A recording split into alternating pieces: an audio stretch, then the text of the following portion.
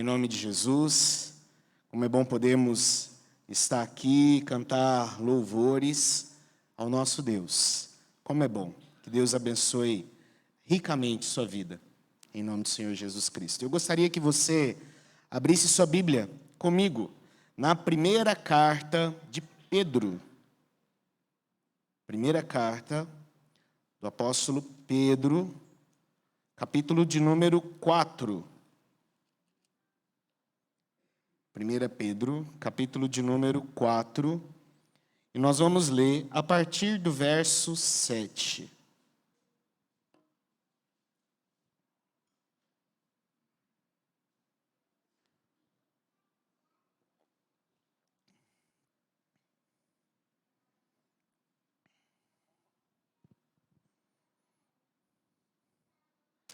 Primeira Pedro, capítulo 4, a partir do verso 7. Peço que você acompanhe a leitura aí na sua Bíblia, em nome de Jesus. Diz assim, palavra do nosso Deus. Ora, o fim de todas as coisas está próximo.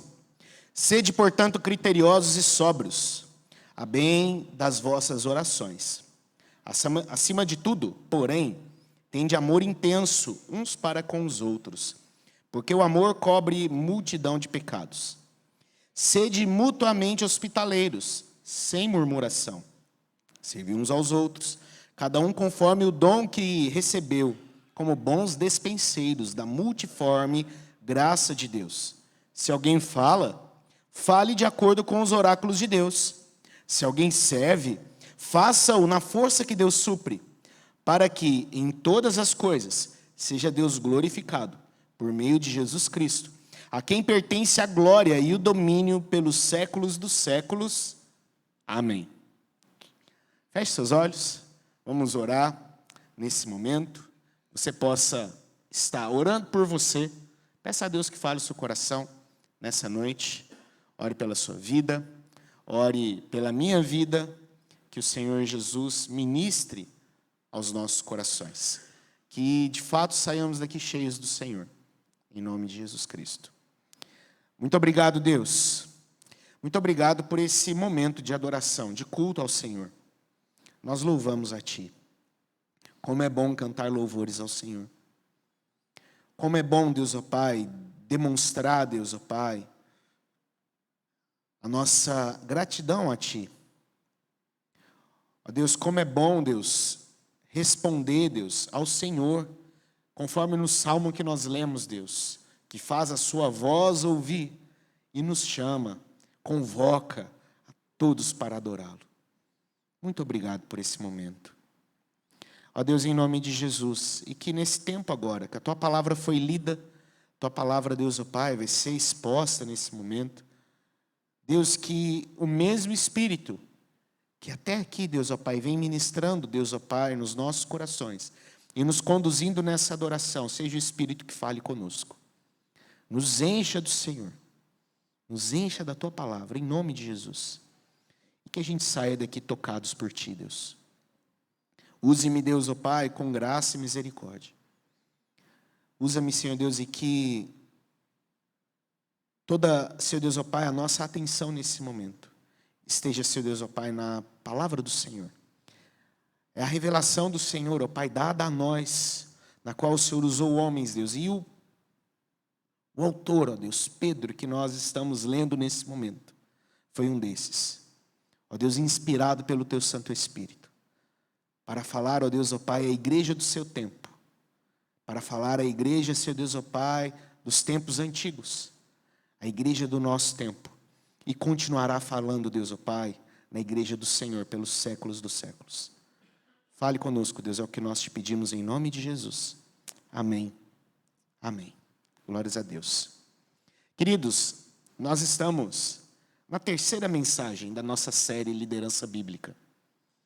Estamos aí já na metade, chegando hoje na metade desta caminhada, dessa jornada. E que lá no início eu disse que seria uma jornada desafiadora para todos nós. Muito desafiadora. Nós começamos entendendo que Deus é quem levanta para a sua igreja os seus líderes. Foi isso que nós vimos na primeira mensagem, lá no início do nosso mês. Foi isso que nós percebemos. Deus é quem levanta para a igreja dele os seus líderes. Nós vimos na semana passada, através da vida de Débora, uma grande líder do povo de Deus, as características do líder bíblico, as características que Deus dá a esse líder, e as características fundamentais para o líder bíblico. Várias características. Salvo engano, foram 7. Se a minha memória não me falha aqui nesse momento. 6? Obrigado. Tem pessoas com memória melhor do que eu. Anotado? 6. 6 características. E hoje nós iremos ver que esse líder, ele carrega marcas. E marcas que o próprio Deus é quem promove em sua vida. Marcas que o próprio Deus deixa em sua vida. Mediante a ação do seu espírito, mediante a ação da sua palavra, esse líder é marcado por Deus. São marcas feitas pelo próprio Eterno. Oração, amor, hospitalidade, dons, serviços. Marcas que provavelmente, enquanto nós líamos aqui o texto, você já talvez captou algumas delas, ou todas essas. Mas são marcas fundamentais que Deus coloca na vida do seu povo para que eles vivam para a sua glória e vivam para a edificação da noiva do seu filho. São essas marcas que Deus deixa. Para que Ele mesmo seja adorado e louvado. E para que a noiva seja edificada, adornada pelo próprio Deus. Por esse Deus que conduz a sua igreja. Nós vamos ver então na primeira carta de Pedro, quais são essas marcas. Uma carta de encorajamento, uma carta de motivação para uma igreja perseguida, uma igreja da diáspora, uma igreja que estava fugindo de casa, porque tomaram tudo. E esses crentes perseguidos, esses crentes da dispersação, que é assim que Pedro os chama, lá no primeiro capítulo, logo no início, na introdução da sua carta, a esses crentes da dispersação, Pedro então dirige uma carta, os encorajando, os motivando, os direcionando, para terem uma vida segundo a vontade de Deus. E quando nós chegamos no final da carta, no capítulo 4 e no capítulo 5, nós percebemos essas direções que foram para os crentes, para os filhos, para os pais, para o marido, para a esposa, para os servos, trabalhadores e todo o povo. Pedro, nesse afunilamento de orientações, ele chega então aos líderes. Ele chega então aos pastores, aos presbíteros da igreja. Os últimos capítulos são direcionados a esse público que conduzem a igreja do Senhor Jesus, que são usados. Então são orientações, mas que também trazem aplicações importantes para todo crente. Trazem aplicações importantes para todo filho de Deus. E que nós precisamos ouvir, que nós precisamos nos atentar para cada uma delas. E eu convido você, nesse momento, a voltar mais uma vez os seus olhos para o texto. Nós vamos, versículo a versículo, percebendo algumas características dos versículos e depois trazer algumas aplicações para as nossas vidas. Então, volte seus olhos para o verso de número 7. E o tema que nós vamos perceber, dentro de tudo aquilo que nós vamos ouvir nessa noite, é esse que é a liderança que vem de Deus. Essas marcas do líder que Deus coloca no seu povo e Deus coloca na sua igreja. O verso de número 7, perceba, Pedro começa a tratar da primeira marca aí, que é a oração. É a primeira coisa que Pedro nos mostra aqui dentro deste texto. E através da oração, Pedro começa então a direcionar e a mostrar essas marcas que Deus coloca na sua igreja. O verso 7, Pedro encoraja os seus leitores a verem a vida pela ótica de que o fim está próximo. Esta é a exortação logo do início do verso. Ele diz, ora, o fim de todas as coisas está próximo. Irmãos, eu já disse aqui várias vezes que esse pensamento, essa ótica da iminência do fim, da volta de Cristo, ela sempre esteve presente no meio do povo de Deus e principalmente na igreja primitiva. A igreja primitiva, ela vivia com essa expectativa. Ela vivia com essa certeza da volta iminente de Cristo Jesus, que o fim está próximo. Talvez um fim coletivo, mas talvez o fim pessoal, onde a vida deles chegaria de fato aos finalmente e eles estariam diante do Senhor. O fim está próximo. A qualquer momento, Deus pode voltar e buscar a sua igreja, ou a qualquer momento Deus pode me chamar. Então essa ótica, essa certeza da iminência do fim, então conduz toda a igreja. E aqui não é diferente dentro do pensamento de Pedro. Capítulo 4, capítulo de número 5, ele vai tocar novamente nesse assunto, sobre a iminência da volta de Jesus Cristo. Então vivam sempre com esse entendimento. Pode ser hoje o dia que Jesus chama a sua igreja. Pode ser hoje o dia que Jesus o chama para estar com ele. Então que esse pensamento sempre esteja presente. Então a igreja deve esperar paciente e fervorosamente pela volta de Cristo, por essa iminente volta de Jesus.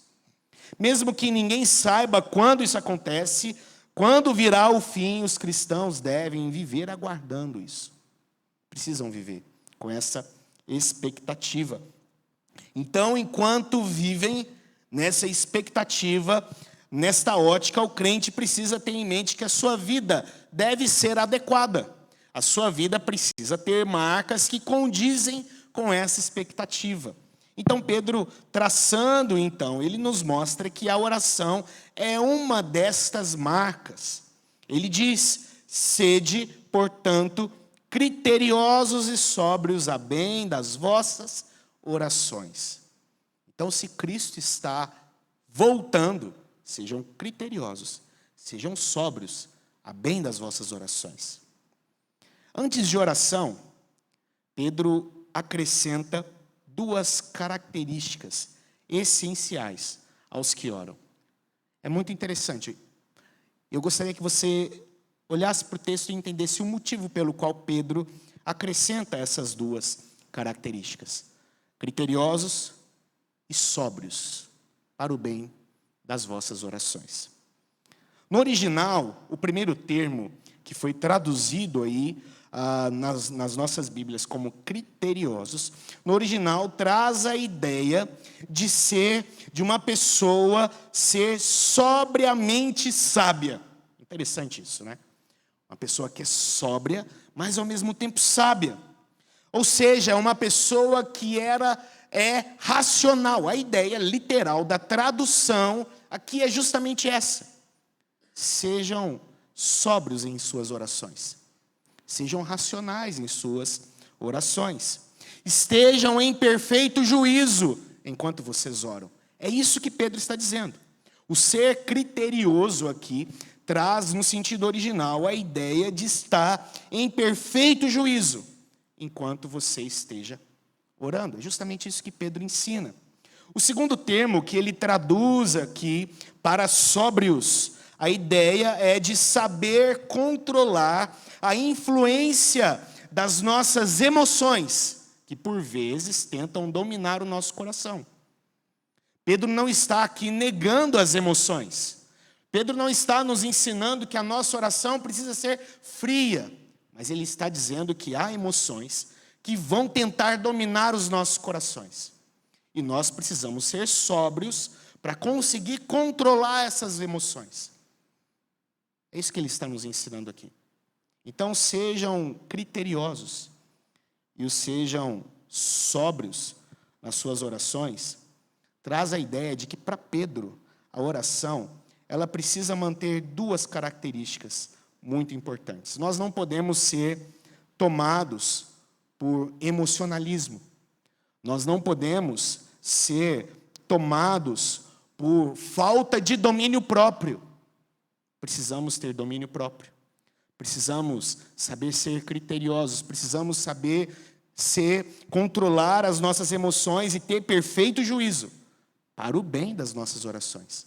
É o que Pedro nos ensina aqui, nesse primeiro momento. As Escrituras também, elas nos deixam muito claras, e orar é importante, e E Pedro frisa a oração como sendo algo extremamente importante, porque as Escrituras ela deixa muito claro que não orar é pecado. Se você ler 1 Samuel, capítulo 12, verso 23, o texto nos diz claramente que não orar é um pecado. É um pecado. A oração ela é um requisito básico para um cristão que deseja ter uma vida agradável a Deus. É um requisito básico. Ele precisa ser um crente de oração. Ele precisa ser. Ele precisa, através da oração, entender que o cristão ele estabelece uma ligação vertical com o seu Deus, onde ele ora a um Deus que ouve a oração que ele fala. Antes mesmo de tentar estabelecer qualquer ligação vertical, uma ligação horizontal entre o crente e Deus precisa ser estabelecida. Então essa é a primeira marca destacada aqui por Pedro. Uma vida de oração. O crente, o líder de Deus, ele precisa orar.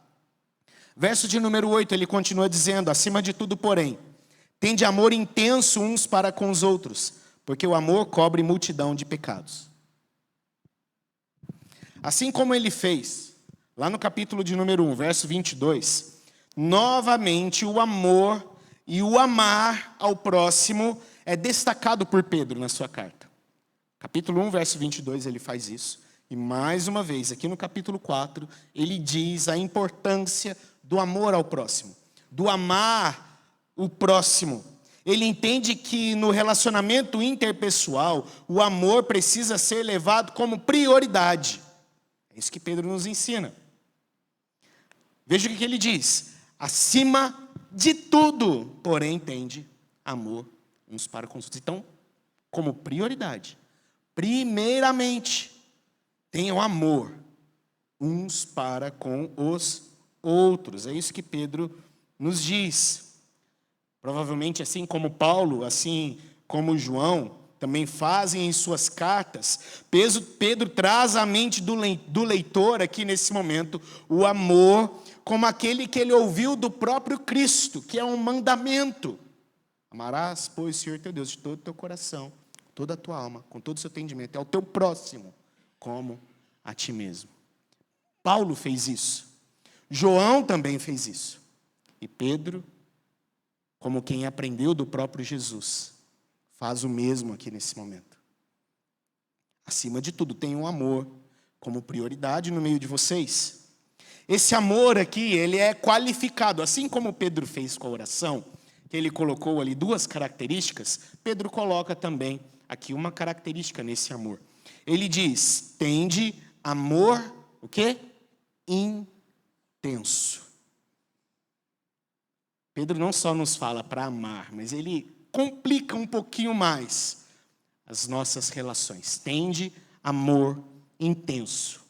Essa ideia dessa intensidade, esse intenso aqui, dito por Pedro no original, a ideia é de um amor marcado pelo esforço. Sabe, de você lutar para amar alguém? É isso que Pedro está dizendo. Acima de tudo, se esforcem para amar uns aos outros.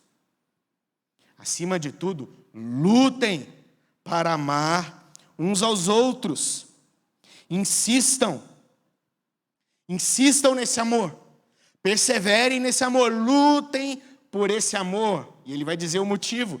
Porque esse amor, ele pode aliviar qualquer tensão que houver entre vocês. Esse amor, ele pode aliviar, ele pode pôr fim em qualquer hostilidade que houver entre vocês. Ele cobre, diz Pedro, a multidão de pecados. Queridos, talvez Pedro não seja muito bom de matemática, mas a gente percebe que Pedro ele consegue aprender grandes lições. Você lembra de um diálogo que Pedro teve com Cristo, que acontece lá em Mateus 18? Você se lembra desse diálogo? Mateus 18, verso 21 e verso de número 22. Perceba o que diz o texto. Então Pedro, aproximando-se, lhe perguntou: Senhor, até quantas vezes meu irmão pecará contra mim, que eu lhe perdoe? Até 7 vezes? Respondeu-lhe Jesus: não te digo que até 7, mas até 70 vezes 7. Pedro pode não ser bom de matemática, e dá para a gente aqui o número exato do que é 70 vezes 7. Mas ele resume essa lição: o amor, ele cobre a multidão de pecados. É isso que eu aprendi de Jesus. É isso que Jesus me ensinou. Então se esforcem por esse amor. Lutem por esse amor. Que esse amor no meio de vocês seja intenso. Intenso. Vocês se esforcem com toda a garra. E ele mesmo experimenta desse amor. Após ter negado ali Jesus por 3 vezes, ele é um alvo desse amor, que cobriu a multidão dos seus pecados. Que bela transformação na vida desse homem, hein? Um homem impetuoso, um homem que certa vez, num momento de muitas emoções afloradas, corta a orelha de um soldado. Mas agora ele nos ensina a controlar as nossas emoções. Mas agora ele nos ensina a amar uns aos outros, porque o amor cobre multidão de pecados. Que transformação na vida de Pedro. Que transformação. E o texto continua, verso 9, onde ele vai falar sobre a hospitalidade. Veja o que diz: sede mutuamente hospitaleiros sem murmuração. Pedro encoraja agora os leitores a praticarem a hospitalidade. No mundo antigo, queridos,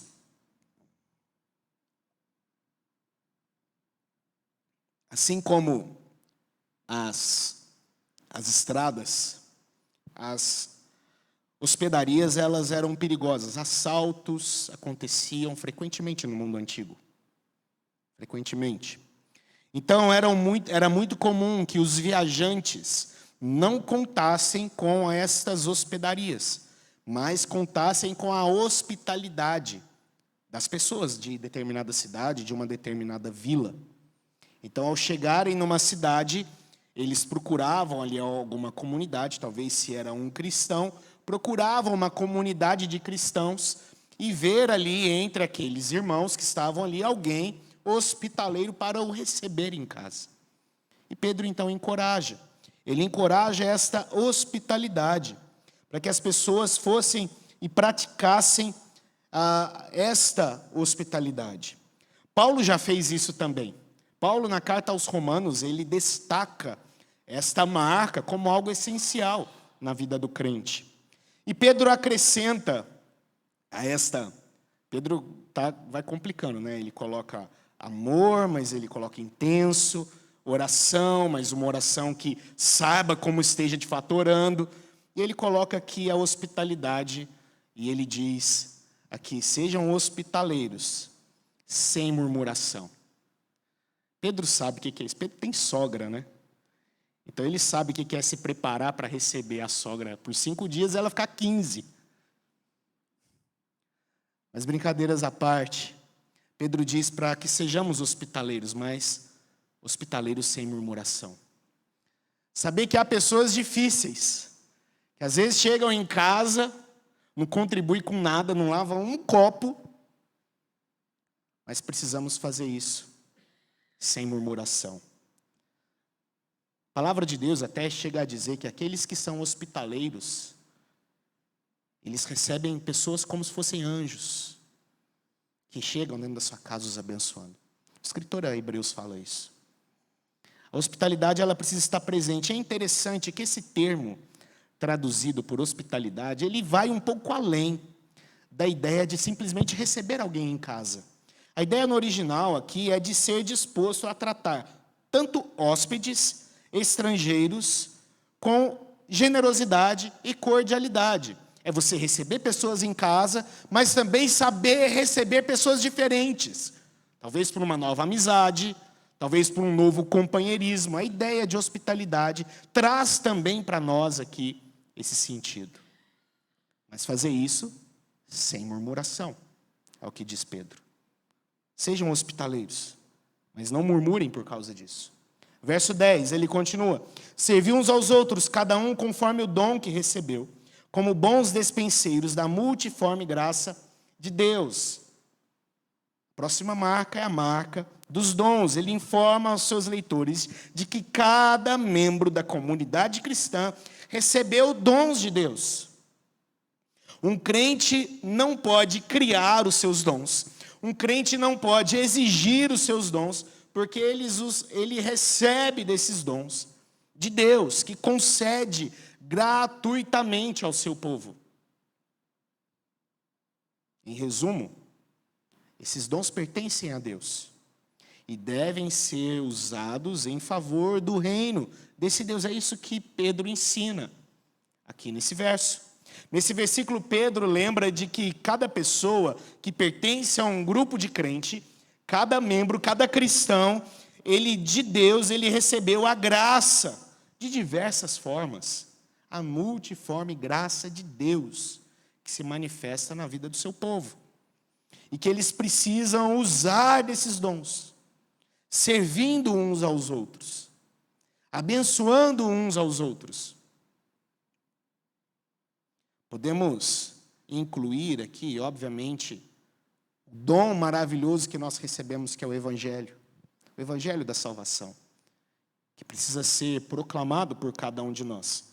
Mas também dons, capacidades, habilidades que foram dadas a nós por Deus, que são para serviço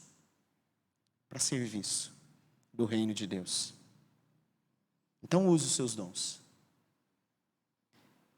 E no verso de número 11, Pedro encerra mostrando pelo menos duas formas de usarmos esses dons: falando e servindo. Se alguém fala, fale de acordo com os oráculos de Deus. Se alguém serve, faça-o na força que Deus supre, para que em todas as coisas seja Deus glorificado, por meio de Jesus Cristo, a quem pertence a glória e o domínio pelos séculos dos séculos. Amém. Pedro ensina, então, na prática, como esses dons devem ser usados, através do falar e através do servir. O Espírito Santo está trabalhando em qualquer um que profira, que proclama os oráculos de Deus.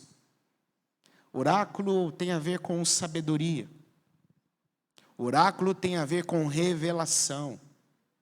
Oráculos de Deus são a revelação do próprio Deus, a palavra do Senhor. Então, aquele que proclama os oráculos de Deus, ele precisa fazer isso para a edificação dos outros. Qualquer pregador, professor da palavra de Deus pode dar testemunho desse poder maravilhoso do Espírito Santo. Queridos, quando alguém fala, proclama os oráculos de Deus, um milagre maravilhoso acontece. É Deus falando ao seu povo. É Deus ministrando ao seu povo. Por isso, quando falamos, que venhamos falar dos oráculos de Deus. E ele continua dizendo que aquele que serve, ele não depende da sua própria força. Ele não depende da sua própria capacidade. Aquele que serve, o texto aqui nos diz, ele é suprido. A ideia aqui de na força que Deus dá, na força que Deus supre, é justamente isso. Esse que serve, ele é suprido. E a ideia aqui é de suprido abundantemente, ou seja, tudo o que é necessário foi dado por Deus. Então sirva-o. Então seja um instrumento, porque é Deus quem supre. É Deus quem supre com todas as coisas. Ele que dá abundantemente todas as forças necessárias para que você sirva a Ele.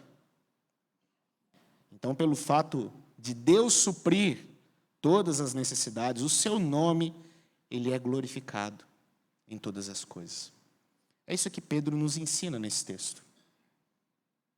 E eu gostaria que nós pudéssemos observar algumas aplicações práticas aqui para as nossas vidas.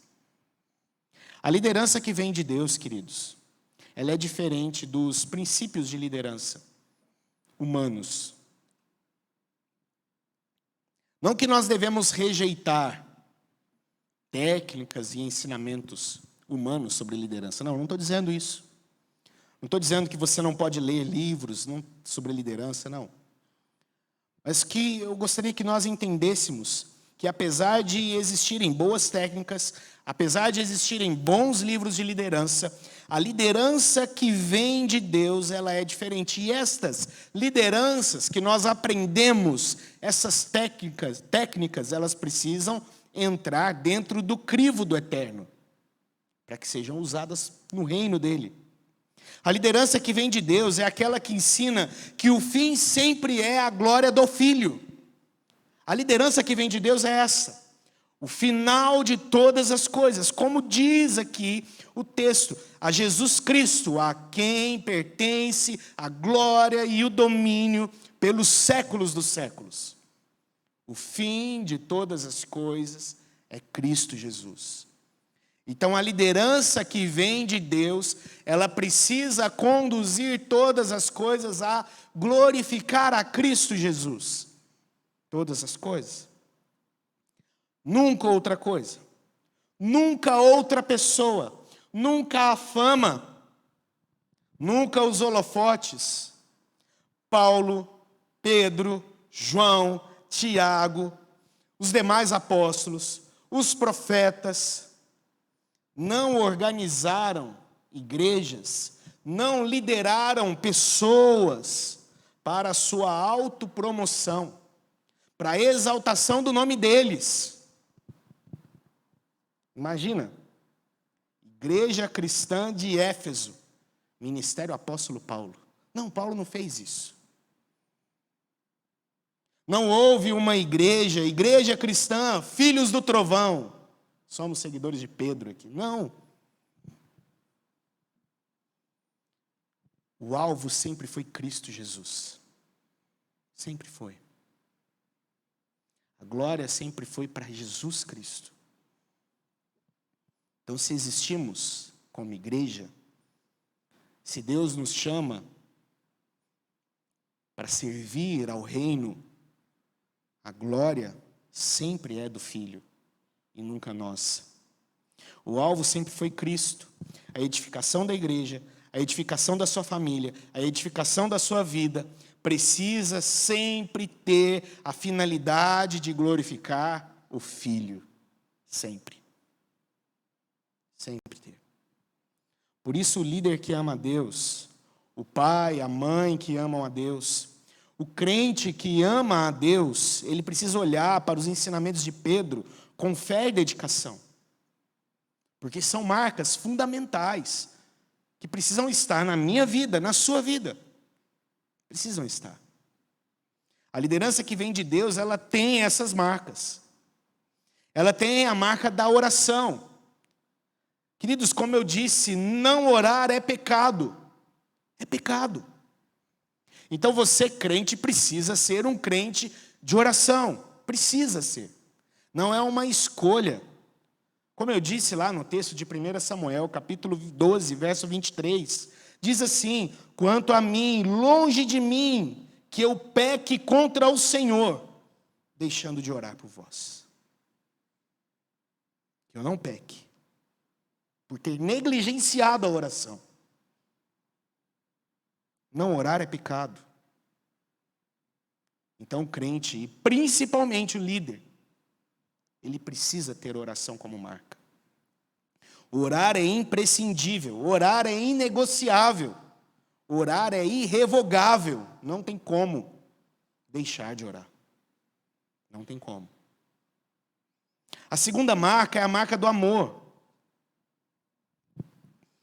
Meus irmãos, quanto ao amor, Pedro nos ensina sobre um amor que se esforça, que luta. Que luta. com todas as forças. Você, crente, precisa se esforçar para amar o seu próximo. Perceba que Pedro nos mostra que há um combate, há uma luta entre nós para poder amar uns aos outros. Mas que ela precisa ser travada. Que ela precisa ser lutada. Então se esforcem para amar uns aos outros. Somente com amor, pecados, tensões, hostilidades, elas são superadas entre nós. Somente com amor nós iremos conseguir superar as diferenças que há entre nós. Não é possível superar isso de outra forma. Não é possível. Não é sentando um num banco e o outro do outro lado da igreja. Não é dessa forma. Não é dessa forma. É através do amor e se esforçando para amar uns aos outros, que essas tensões são superadas. Se há tensões dentro do seu casamento, se há dificuldades dentro da sua família, se há tensões entre você e seus filhos, é somente com amor que você consegue superar. Somente com amor. Não há outra maneira. Não há uma outra forma. E aqui é um ponto interessante, porque depende da ação do Espírito Santo. Depende da ação desse Espírito Santo nos mover e nos fortalecer para amar uns aos outros. Mas depende de nós também, deixando de ser crente emburrado, deixando de ser crente mimizento,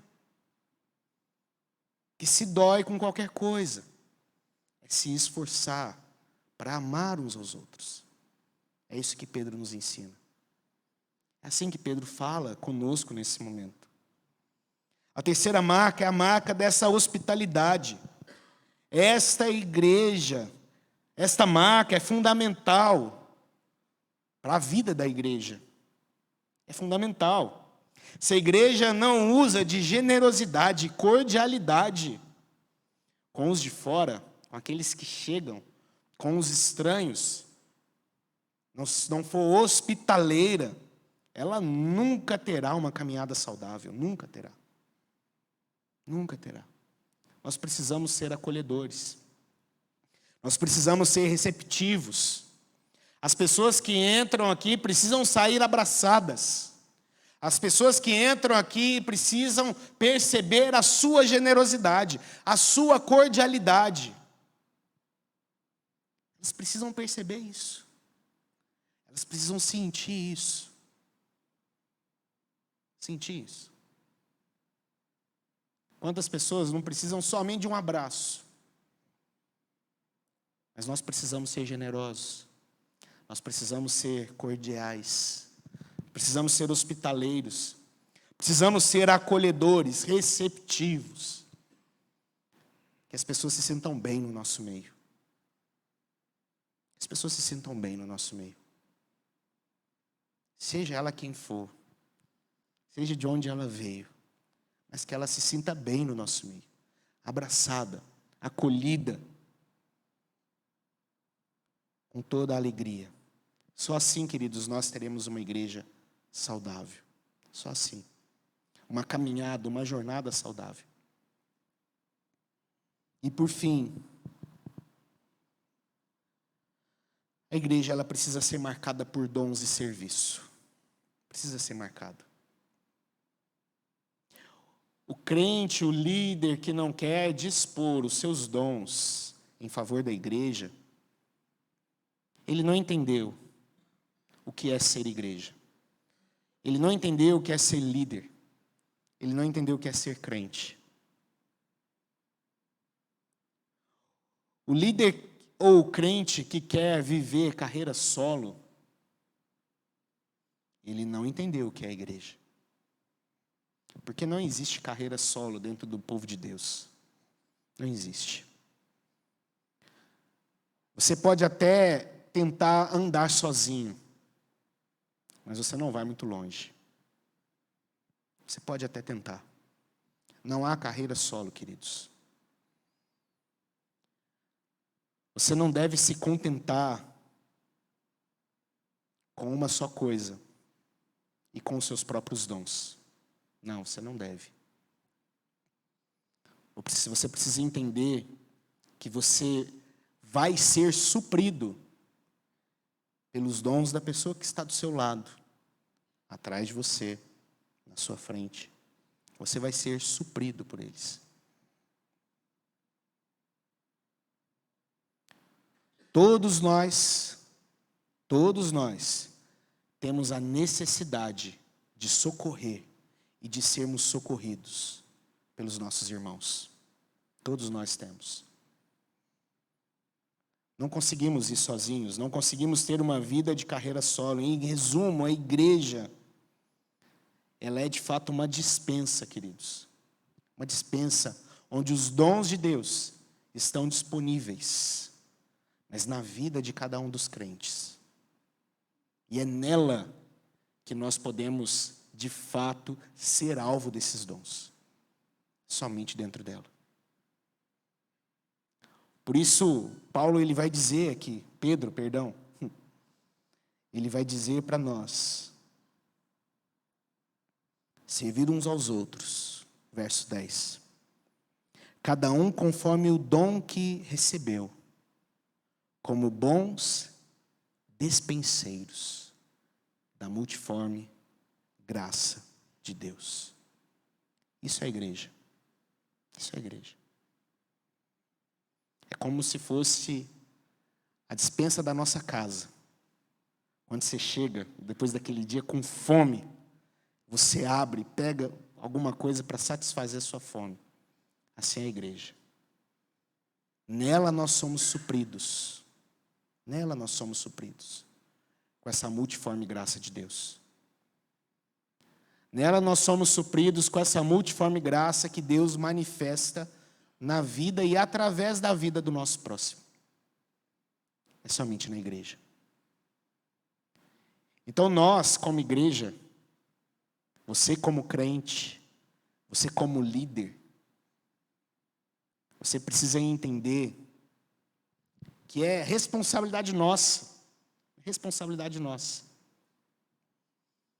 fazer com que esses dons, que são do povo de Deus, e aqui uma palavra principalmente para nós, presbíteros da igreja, é responsabilidade nossa, presbíteros aqui presentes, fazer com que esses dons sejam manifestados no meio da nossa igreja. Manifestados. Para que os nossos irmãos, de fato, usem mesmo os seus dons. Nós precisamos, a cada dia, impulsionar isso. Nós precisamos, a cada dia, promover mais isso. Para que os crentes, os nossos membros, tenham a oportunidade de sim exercer os seus dons. Porque nós não somos bons em tudo. Eu não sou. Eu não sou bom em tudo. Tem coisas que eu posso até arriscar a fazer, mas tem gente que faz bem melhor do que eu. Nós precisamos entender isso. Como igreja, nós precisamos entender isso. Você pode até tentar andar sozinho, mas você não vai muito longe. Não vai muito longe. Então, se você é um líder, querido, ore mais. Ore pelo seu ministério. Ore pelas pessoas que Deus confiou a você. Ore pelas pessoas que Deus colocou ao seu lado para te auxiliar. Se esforce para amar o próximo. Se esforce. Lute por isso. Mesmo que seja alguém que já falhou com você, se esforce para amar essa pessoa. Seja hospitaleiro com os novos membros. Você, líder, para de ver os outros como concorrência. Pare de ver os outros como concorrência. São pessoas que Deus está agregando no seu corpo. Então seja hospitaleiro. Seja generoso, seja gracioso. Coloque sempre os seus dons a serviço. Fale, ensine, mas sempre de acordo com os oráculos de Deus. Nunca saia deles. Nunca saia. E entenda que o seu dom, ele só é suprido por Deus, não por você. Você crente, ore por você. Ore pela sua família. Se esforce para amar seus pais, se esforce para amar o seu marido, se esforce para amar a sua esposa. Seja generoso também dentro de casa. Seja receptivo dentro da sua casa. Seja generoso no seu trabalho, na sua faculdade, na sua escola. Coloque seus dons a serviço do seu lar. Tem gente que trabalha na igreja que é uma beleza. Chega em casa. Coloque os seus dons a serviço da sua casa. E se você, queridos, está desde o início dessa série, lá no início de setembro, sendo desafiado a, quem sabe, se prontificar, se colocar, se dispor para o trabalho na obra de Deus, siga essas marcas. Ore,